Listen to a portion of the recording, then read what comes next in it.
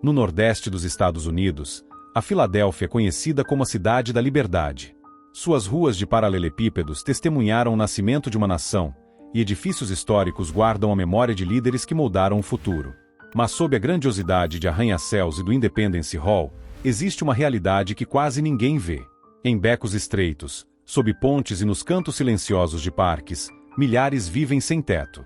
Mais de 4.000 pessoas estão oficialmente desabrigadas, mas a estimativa real é maior, incluindo aqueles em moradia oculta, dormindo em carros, sofás emprestados ou simplesmente à mercê do acaso.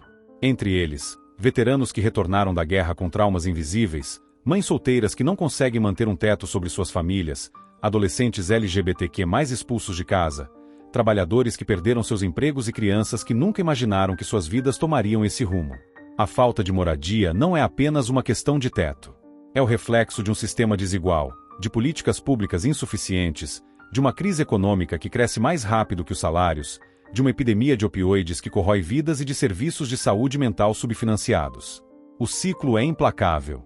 Cada noite na rua é uma batalha silenciosa. Encontrar um banheiro, proteger os poucos pertences que se tem, conseguir algum alimento. Dormir se torna um ato de risco. O frio corta os ossos no inverno, a desidratação ataca no verão, e cada esquina esconde a possibilidade de violência ou de simplesmente ser ignorado. O que mais machuca não é a fome, nem o frio, nem a falta de uma cama. É ser tratado como se não existisse, perder a dignidade, a privacidade e até mesmo o próprio nome. Muitos tentam manter uma aparência mínima, um banho em abrigos, um pente no cabelo, restos de respeito próprio, mas a sociedade quase nunca reconhece esse esforço. Há organizações e voluntários que lutam contra a maré da indiferença. O Projeto Lar, ativo desde 1989, aplica a filosofia de moradia em primeiro lugar, primeiro o teto, depois o resto. O Broad Street Ministry oferece banhos, refeições e atenção individual, e pequenas clínicas móveis levam médicos e conselheiros até quem não consegue se deslocar. Essas iniciativas representam pontes invisíveis, construídas entre a desesperança e a possibilidade de recomeço. Mas a realidade é dura.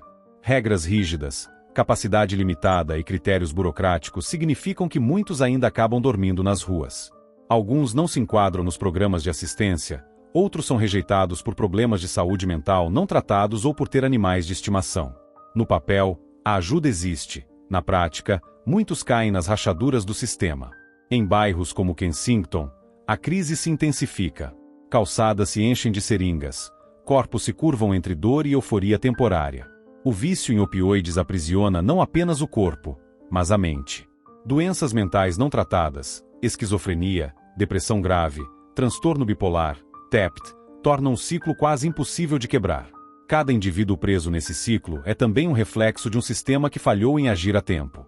Ainda assim, pequenas faíscas de esperança brilham. Organizações de assistência, voluntários e pessoas comuns oferecem cuidado, atenção e oportunidade. O desafio, entretanto, é monumental. Quantas dessas vidas poderiam ser transformadas se a sociedade tivesse reagido mais cedo? Se as políticas públicas fossem ágeis, se o estigma não fosse tão forte? Na Filadélfia, cidade que se orgulha de sua liberdade, a falta de moradia não é apenas um problema social. É um teste de humanidade. Cada rosto nas ruas é uma história de perda, mas também uma chance de empatia, de ação, de reconstrução.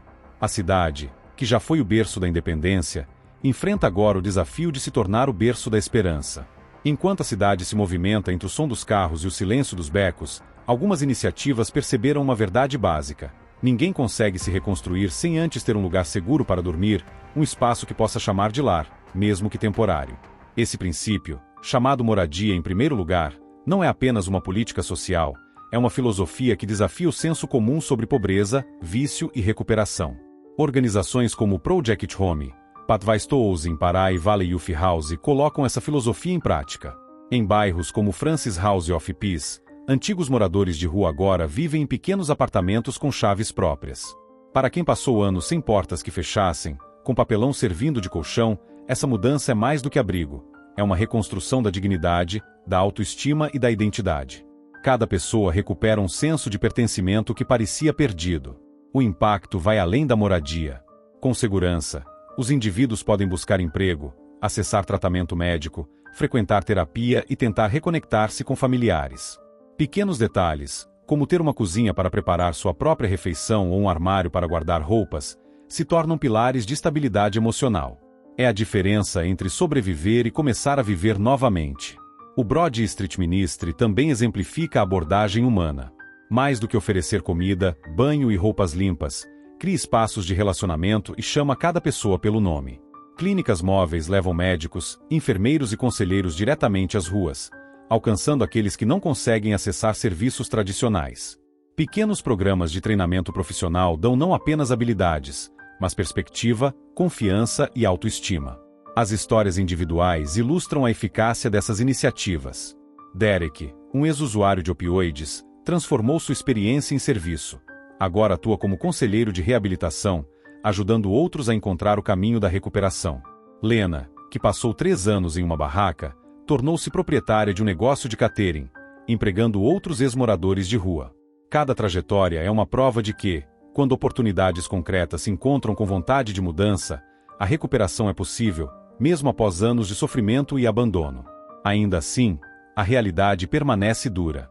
Muitos vivem em moradia oculta, carros, sofás emprestados ou espaços improvisados. Invisíveis aos olhos da sociedade, continuam vulneráveis. O frio, a fome e a violência diária seguem sendo uma ameaça constante. Para cada história de sucesso, existem dezenas de vidas ainda aprisionadas em ciclos de dependência e isolamento, vítimas de políticas insuficientes, estigma e falta de recursos. O narrador observa com atenção. A linha entre quem recebe ajuda e quem continua à margem é tênue, muitas vezes determinada por burocracia ou sorte. Alguns não se enquadram nos critérios de assistência, outros têm problemas de saúde mental não tratados, e a falta de um endereço permanente impede o acesso a serviços essenciais. Cada detalhe, aparentemente burocrático, tem efeito direto sobre a vida de pessoas reais, transformando decisões administrativas em questões de sobrevivência. Além disso, bairros como Kensington ilustram a sobreposição de crises. Calçadas cobertas de seringas, corpos curvados pela dor, ruas onde o vício em opioides é quase onipresente. Quantos desses rostos poderiam ter sido salvos se o sistema tivesse funcionado de forma mais eficiente? Se recursos, atenção e políticas públicas tivessem chegado antes que vidas fossem perdidas? O fio invisível que conecta tudo é a humanidade. Pequenos gestos, um cobertor, uma refeição, uma palavra de atenção, podem ser o início de uma transformação. Entre a esperança que brota das organizações e a crueza da realidade, a cidade se revela como palco de escolhas éticas, sociais e humanas. Cada rosto invisível é também um espelho, refletindo fragilidades que podem tocar a qualquer um de nós. Enquanto a Filadélfia luta com a invisibilidade de seus moradores de rua, surgem oportunidades de mudança estruturada. A recuperação não é apenas individual, é coletiva. Uma sociedade só se torna íntegra quando transforma empatia em ação. Cada gesto de compaixão, por menor que pareça, acumula-se, moldando o futuro da cidade e abrindo possibilidades de reconstrução que antes pareciam impossíveis. A Filadélfia segue seu ritmo intenso, entre becos silenciosos e avenidas movimentadas, entre monumentos históricos e bairros esquecidos. Mas enquanto turistas e trabalhadores passam apressados, muitas vidas permanecem invisíveis, percorrendo o fio tênue entre sobrevivência e abandono. Cada morador de rua carrega consigo não apenas o frio da noite e a fome do dia, mas histórias de perdas irreparáveis, traumas profundos e, ainda assim, resiliência silenciosa. O narrador observa que a verdadeira medida de uma cidade não está na altura de seus prédios ou na grandiosidade de seus monumentos históricos. Ela se mede pelo cuidado com os mais vulneráveis, pela capacidade de restaurar dignidade àqueles que parecem ter sido esquecidos. Cada gesto, por menor que pareça, uma refeição oferecida, uma chave entregue, uma conversa atenta, representa um fio de esperança que se entrelaça com a vida de quem já perdeu quase tudo. Ainda existem falhas sistêmicas graves, programas que não chegam a todos, listas de espera intermináveis, políticas públicas lentas e insuficientes. E, apesar dos avanços da filosofia moradia em primeiro lugar, há pessoas que permanecem invisíveis, vivendo em carros, sofás emprestados ou espaços improvisados, fora das estatísticas oficiais. Para a sociedade, elas quase não existem. Para elas, a sobrevivência é uma batalha diária marcada pelo risco de violência, doenças, frio extremo e fome constante. O narrador questiona: e se essas pessoas fossem alguém que conhecemos? Um amigo, um vizinho, alguém que, por um acidente, uma doença ou um revés financeiro, perdeu o lar? A linha entre ter uma casa e dormir na rua é muito mais tênue do que imaginamos, e isso nos obriga a olhar para nossa própria vida e sociedade com honestidade. Cada rosto esquecido na calçada é também um espelho, reflete vulnerabilidades que qualquer pessoa poderia experimentar. Liberdade e progresso de uma cidade não têm sentido real se não incluem dignidade para todos. Esperança não é apenas uma política pública, é um ato diário de cuidado e atenção. Pequenos gestos acumulam-se, formando redes de suporte que podem reconstruir vidas e transformar a percepção de uma sociedade inteira. Além disso, o narrador observa que essas histórias têm outro poder. Elas nos desafiam a repensar conceitos como lar, sucesso e normalidade. Lar não é apenas um espaço físico, mas um lugar onde alguém se sente digno de existir. Sucesso não se resume a riqueza ou posição social. Às vezes, é simplesmente reencontrar a capacidade de se levantar após anos de abandono e sofrimento. Normalidade não é ausência de crises, mas ter oportunidades de recuperação, mesmo quando tudo parece perdido. E, no meio da escuridão, surgem sinais de mudança. Ex-moradores de rua tornam-se conselheiros, empreendedores ou voluntários. Pessoas que antes estavam à margem agora ajudam outros a sair do ciclo de abandono e vício. Cada ação cria um efeito multiplicador invisível, impactando não apenas quem recebe ajuda, mas toda a comunidade ao redor. O narrador destaca: a transformação é lenta, silenciosa, mas real, e se apoia na coragem daqueles que se importam e persistem. A Filadélfia, que já foi berço da independência, pode também se tornar berço da esperança restaurada. Mas essa mudança depende de todos: cidadãos, organizações, autoridades, vizinhos. Cada escolha ética, cada gesto de empatia, cada oportunidade oferecida é uma semente que, com tempo e cuidado, floresce em dignidade, estabilidade e recuperação. No fim, a cidade não é feita de pedras, monumentos ou avenidas históricas. É feita de pessoas, escolhas e compaixão. Cada vida invisível merece ser vista, ouvida e acolhida.